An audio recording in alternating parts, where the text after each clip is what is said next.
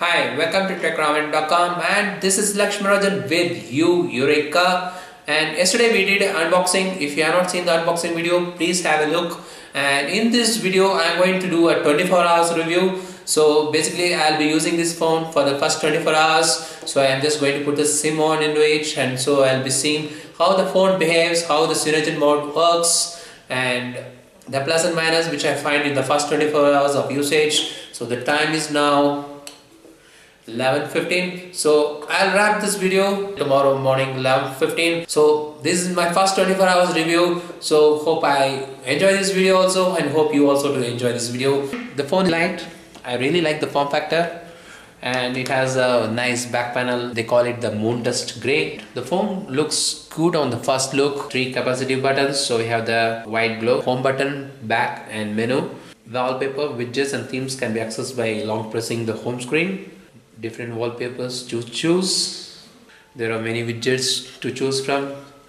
Themes, and we can shop for themes, and I need to log in, so I'll be doing it in a while and see how it works. I really like the way the phone looks and feels on hand.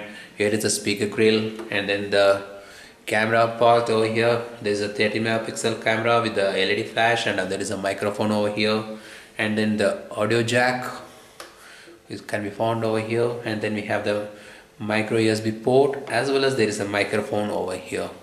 On top there is a grill, and then there is a sensors nested over here, and then the 5 megapixel front camera.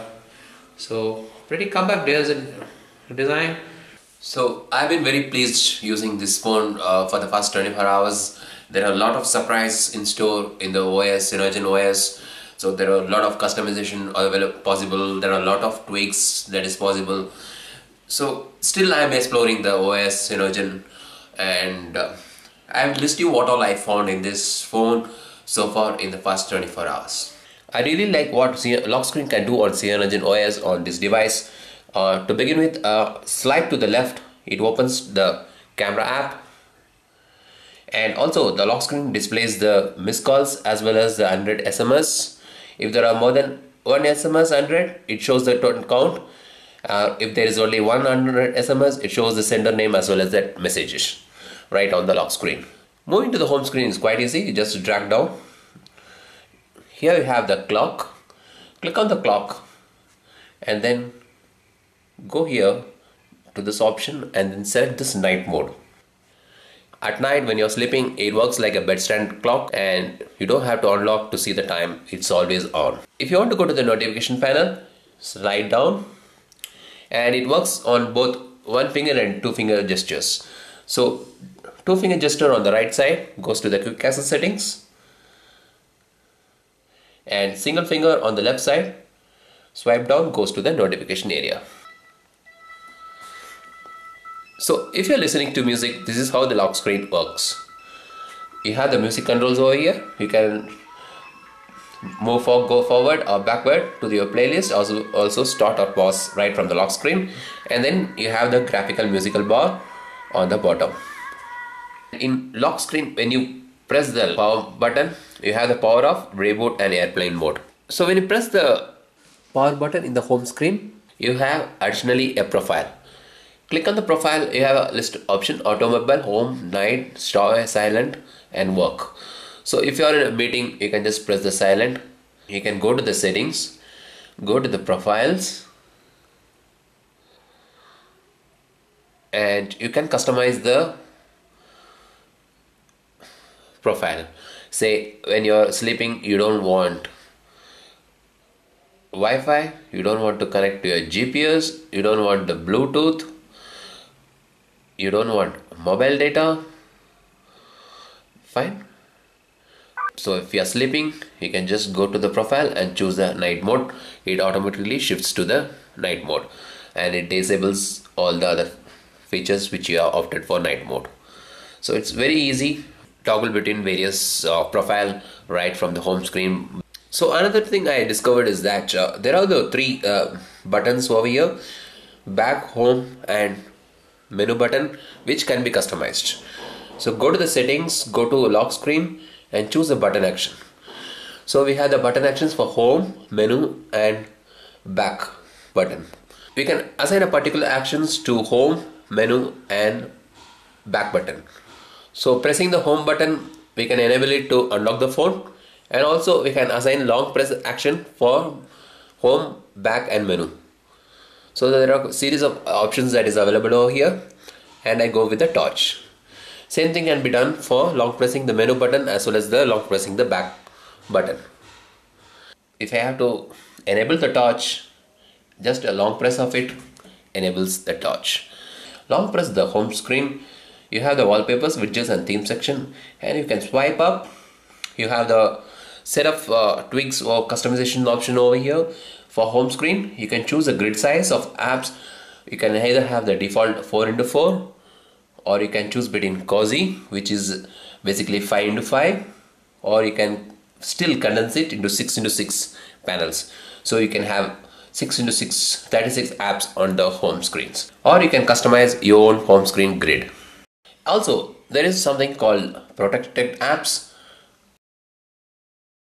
So what happens is like if you want to keep certain apps protected from others' visibility, you can choose those apps, say like contacts and say your messages. So what happens is when you protect it, go to the home screen, those apps disappears. So you don't find the protected apps on the home screen. So when you hand over the phone to somebody, somebody sees the phone, they can't access those particular apps. And to access it back, you have to go back to the protected app setting, and either you can launch directly to the apps from there, or you can undo the protected apps from these settings. So I was playing for more than half an hour yesterday, Asphalt 8, and it's a heavy game and there is no lag whatsoever in this phone, and there is no heating issue. Even after half an hour there was a very negligible heat generated, and that can be pardoned. The gaming experience has been really good. It handles the heavy games very nicely. There is no lag, and the 5.5-inch screen makes the gaming experience enjoyable. I listen to long hours of music, and by default you have the Google Play Music as the default music app.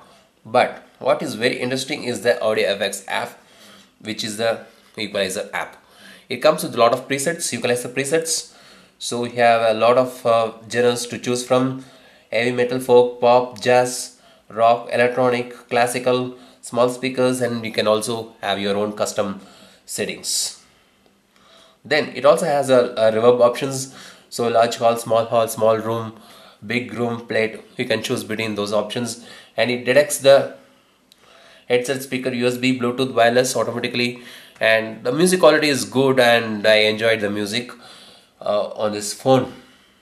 Screencast is another interesting app. So what it does, when you start the screencast, it starts beginning to shoot a video of your Android screen and microphone.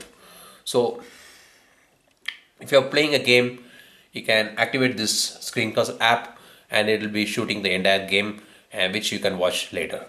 So talking about the battery life, it's too early for me to comment on the battery, but I had put it on full charge yesterday around evening 5 o'clock, and the initial observation is that it has a very good standby. And I was connected to Wi-Fi, and I was downloading more than a 1 GB file from the Play Store, and then I made a couple of calls, and a couple of my email accounts was on, and Twitter, and I was playing a long hours of music, and I was playing game Asphalt 8 for more than a half an hour. So battery seems to be holding up well. Around morning 10:30 it has gone down to 30%, but it's too early to comment on the battery. The initial observation, the standby is really great, and battery seems to be pretty good, but we'll come back on the battery front in the later reviews. So to conclude this 24 hours review of Yu Yureka, the phone seems to be pretty good. I am really impressed by this phone. The build quality is decent, but what makes this huge difference is the Cyanogen OS. So there are a lot of customization options available, a lot of tricks here and there. I am yet to explore all the options, but the initial experience has been great. It's great as a media phone. It's great to play games on this phone. It's lag free, and so far pretty good. We'll be back with the extensive review, and we'll talk about that in the later video. So this is Selection Rajan from techramen.com. 24 hours with Yu Yureka, and it has been a great going so far. We'll be back with the extensive review on this phone in the later videos. Do subscribe to our channels and have a great day.